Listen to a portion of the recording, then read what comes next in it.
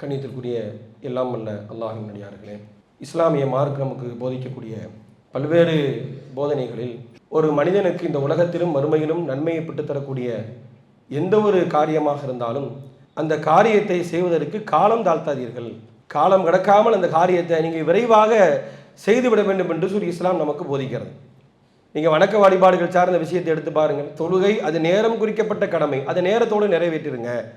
அப்போ எந்த ஒரு காரியமாக இருந்தாலும் மறுமையில் நன்மையை பெற்றுத்தரக்கூடிய, உலகியல் ரீதியாக பல்வேறு நன்மைகளை நமக்கு பெற்றுத்தரக்கூடிய காரியங்கள் என்று என்னவெல்லாம் இருக்கிறதோ அதனுடைய முழு பயன்பாட்டை நாம் பெற வேண்டுமானால் அந்த காரியத்தை செய்வதற்கு நீங்கள் காலம் தாழ்த்தாதீர்கள். இப்போ காலம் தாழ்த்துதல் எதனால் ஏற்படும் அப்படின்னு சொன்னால், நம்மகிட்ட இருக்கக்கூடிய ஒரு வகையான சோம்பேறித்தனம். இது ஒரு மனிதனுடைய எந்த ஒரு காரியத்தையுமே அந்த குறித்த நேரத்தில் செயல்படுத்துவதற்கு அவனை முற்படுத்தாது. அதனால தான் அல்லாஹ்வுடைய தூதர் செய்த பல்வேறு பிரார்த்தனைகள் ஒன்று என்ன அப்படின்னு சொன்னா, அல்லாஹும்மி அஊது பிக்க மினல் அஜ்ஸி வல் கஸல், இயலாமையில் இருந்தும் சோம்பேறித்தனத்தில் இருந்தும் இறைவா என்னை நீ பாதுகாத்து விடு.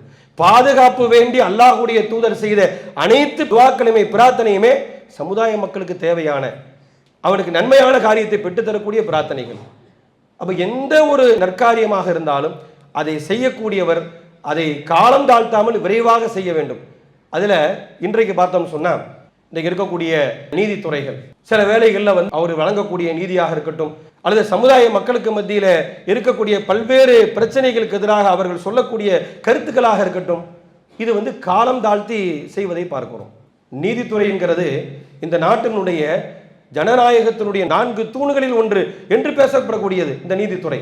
அப்படிப்பட்ட நீதித்துறையினர்கள் அவ்வப்போது ஆட்சியாளர்கள் சட்டத்தின் அடிப்படையிலே ஆட்சி செய்கிறார்களா என்பதை கவனிக்க வேண்டிய, கண்காணிக்க வேண்டியில் இருக்கிறாங்க.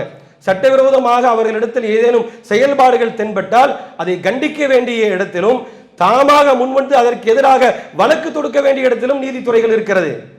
நீ பாருங்க, மகாராஷ்டிரா, ராஜஸ்தான் போன்ற பல்வேறு மாநிலங்களில் இஸ்லாமியர்களுடைய வீடுகள் இடிக்கப்பட்டது. அதற்கு எதிராக கருத்து சொல்லியிருக்கிறாங்க. எப்போ சொல்லியிருக்கிறாங்க தெரியுமா? சமீபத்தில் சொல்லியிருக்கிறாங்க. எதற்கு பிறகு? கிட்டத்தட்ட 1,50,000 வீடுகள் இடிக்கப்பட்ட பிறகு அதற்கு எதிராக ராஜஸ்தானை சேர்ந்த ஒருவர் வழக்கு தொடுக்கும் பொழுது அந்த வழக்கு விஷயமாக பேசும் பொழுது கருத்து சொல்றாங்க. எப்படி நீங்க இடிக்கலாம்?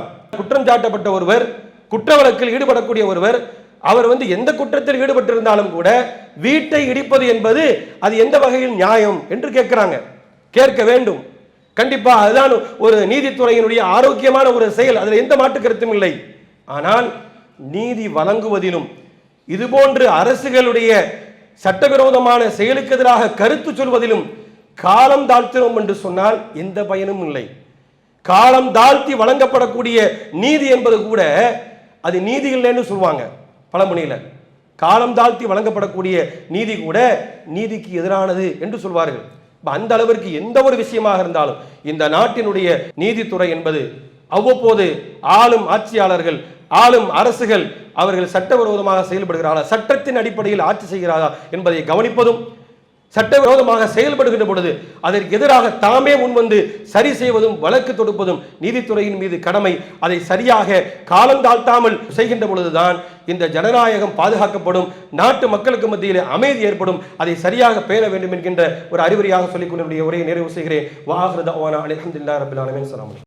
இஸ்லாம் மற்றும் சமுதாய செய்திகளை அறிந்து கொள்ள தமிழ்நாடு தௌஹீத் ஜமாஅத் யூடியூப் பக்கத்தை உடனடியாக சப்ஸ்கிரைப் செய்து கொள்ளுங்கள். மேலும் பெல் பட்டனையும் கிளிக் செய்து கொள்ளுங்கள்.